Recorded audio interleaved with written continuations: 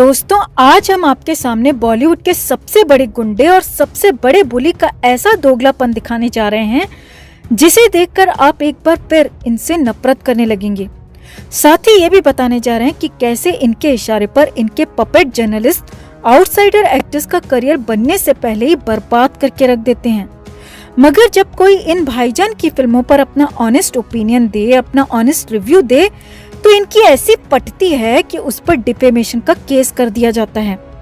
खबर पर आगे बढ़ने से पहले हम आप सबसे कहना चाहते हैं कि अगर आप भी इनका बायकॉट करते हैं, इन्हें इनकी औकात दिखाना चाहते हैं, तो चैनल के साथ जुड़कर हमारी ताकत बढ़ाएं और इनको दिखा दें कि हम सब अब बीइंग ह्यूमन के पीछे छिपे इनके असली चेहरे को पहचान चुके हैं।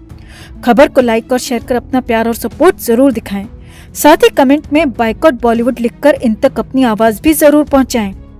तो एक रिव्यू ही तो था जो केआरके ने किया। उसने अपना काम किया, उसने एक फिल्म का रिव्यू ही किया।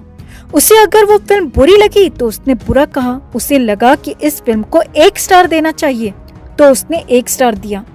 लेकिन इसको इतना पर्सनली लेने की कहाँ जरूरत थी कि उसके ऊपर डिफेमेशन केस कर दिया गया। फिर तो ऐसा ही डिफेमेशन का केस सलमान पर भी होना चाहिए था।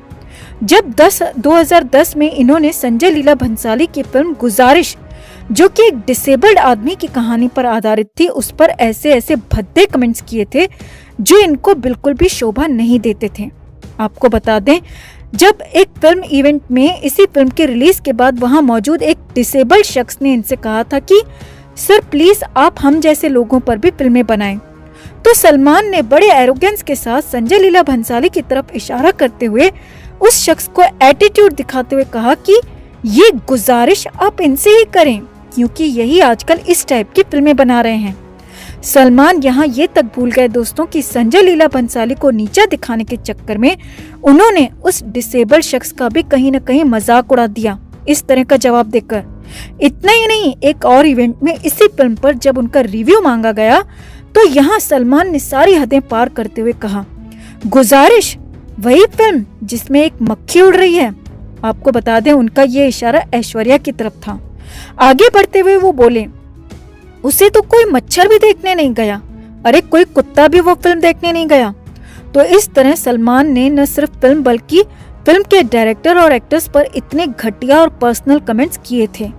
मगर जब इनके पपलू मीडिया से हटकर किसी ने इनकी फिल्म पर अपना ऑनेस्ट ओपिनियन दिया तो इनको इतनी मिर्ची क्यों लग गई कि उस पर डिफेमेशन का केस कर दिया। फिर तो ऐसा ही केस इन पर भी होना चाहिए था।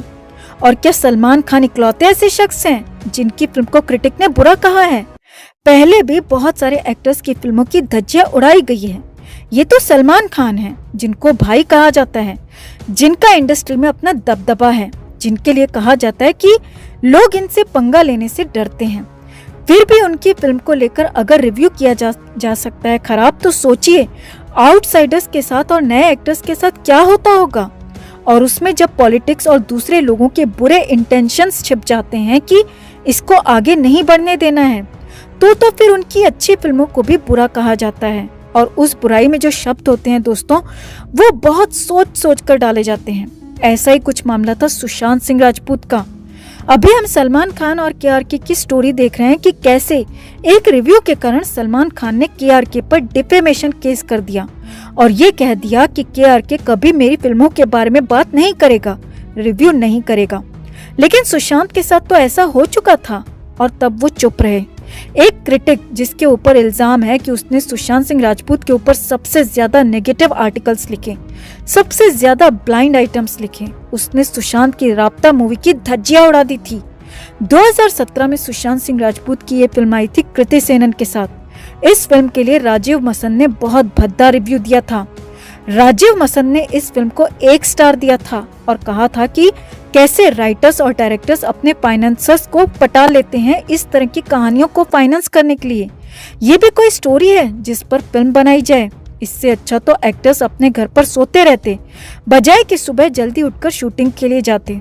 तब राजीव मसन ने ये बात सुशांत सिंह राजपूत के लिए कही थी। सुशांत सिंह राजपूत इस इंडस्ट्री में आउटसाइडर थे और जितने भी कनेक्शंस बने थे उनके अपने दम पर बने थे, उनके मार्केट की वजह से बने थे, क्योंकि उनकी फिल्मों ने कारोबार किया, पैसा कमाया, तब जाकर बड़े बड़े बैनर्स ने उन्हें कास्ट किया। ऐसे में राजीव मसन जो कि इंडस्ट्री के सीनियर जर्नलिस्ट हैं, सेलिब्रिटीज, एक्टर्स बहुत बड़ा मानते हैं राजीव मसन को अगर उनका इंटरव्यू कर लेते थे तो इसीलिए तब सुशांत सिंह राजपूत कुछ नहीं बोले, ये सोचकर कि 20 साल से काम कर रहा है, फिल्म को बुरा बोला तो शायद फिल्म बुरी ही होगी, क्या पता हमसे बुरी फिल्म बन गई हो। तब सुशांत नहीं जानते थे कि ये जो फिल्मों को बुरा कहा जाता है ये इसलिए नहीं कि फिल्म वाकई में बुरी है, ये इसीलिए कि कहीं आप नेपो किड से आगे न बढ़ जाओ। और जब कोई आउटसाइडर इस इंडस्ट्री में आता है, अपना करियर अपनी मेहनत से बनाता है, खूब फूंक फूंक कर कदम रखता है, तो फिर वो ऐसी कंट्रोवर्सीज लेता ही नहीं, वो डरता है अपने करियर से। शायद इसीलिए सुशांत सिंह राजपूत के लिए गंदे रिव्यूज लिखे गए, उन्हें स्कर्ट चेजर और ड्रगी तक कहा गया, लेकिन वो ये सब सहते हुए भी चुप रहे। हालांकि कई बार वो कोड लैंग्वेज में अपने ट्वीट्स के जरिए अपना दर्द उड़ेलते थे, लेकिन तब कहाँ लोगों को फुर्सत थी उन कोड्स को डिकोड करने की। वो तो सुशांत सिंह राजपूत चले गए तो उसके बाद वो सारे ट्वीट्स, उनकी कहानियां, उनकी एक एक बात पर जब गौर किया गया तो समझ आया कि बंदे के साथ बहुत कुछ गड़बड़ हो रही थी, बहुत कुछ गलत हो रहा था, बहुत अन्याय हो रहा था। और आज उनके चले जाने के 1 साल बाद भी उनके साथ गलत ही हो रहा है, अन्याय ही हो रहा है, क्योंकि उनके गुनहगार आज भी आजाद घूम रहे हैं। सैकड़ों सबूत होने के बावजूद सीबीआई जैसे जख मार रही है। मगर हम भी सीबीआई से कहना चाहते हैं कि इन बॉलीवुड गैंगबाजों की तरह हम आपको भी सुशांत के साथ अन्याय नहीं करने देंगे।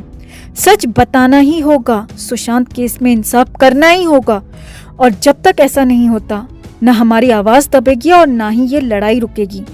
तो सलमान के इस दोगलेपन पर आप क्या कहना चाहेंगे दोस्तों, कमेंट कर जरूर बताएं। दोस्तों, जैसे आजकल कुछ भी हो जाए तो लोग मोदी जी से ही सवाल करते हैं, तो अब हम सब सुशांत सिंह राजपूत के फैंस को सारे सवाल सीबीआई के नए डायरेक्टर सुबोध जायसवाल जी से ही पूछने चाहिए। सुबोध जायसवाल जी, क्या दिशा 7 जून को एकता कपूर के बर्थडे पार्टी में गई थी? क्या उसने किसी माइनर गर्ल का रेप होते देखा था? क्या दिशा ने सुशांत को कॉल किया था? क्या दोनों ने मिलकर माइनर गर्ल को बचाया था? न्यूज़पेपर में 2-2 नैरेटिव्स क्यों हैं? दिशा की मौत के बारे में किसी ने लिखा था सुसाइड था, किसी ने कहा एक्सीडेंट था। क्यों ऐसा कंफ्यूजन?